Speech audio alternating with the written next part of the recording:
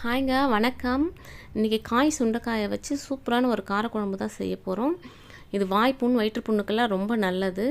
இந்த மாதிரி உருளில் காயை போட்டு நல்லா தட்டி எடுத்துக்கலாம். அதில் இருக்கிற சீட்ஸ் எல்லாம் அலசி எடுத்துட போகிறோம். இந்த மாதிரி சுத்தம் பண்ணி எடுத்துக்கலாம்.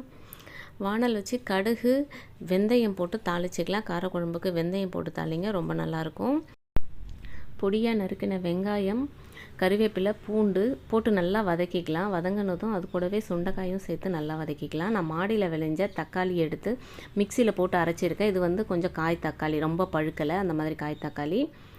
கூடவே உப்பு, மஞ்சத்தூள், தனியாத்தூள், காரத்துக்கு தகுந்த மாதிரி மிளகாய்த்தூள் போட்டு நல்லா வதக்கி விட்டுக்கோங்க. காரக்குழம்போட ஸ்பெஷலே நல்லா வதங்கணும். ஒரு சின்ன லெமன் சைஸ் புளியை கரைச்சி ஊற்றிக்கிறேன். கூடவே தேவையான அளவுக்கு தண்ணியை விட்டு நல்லா கொதிக்க வச்சுக்கலாம்.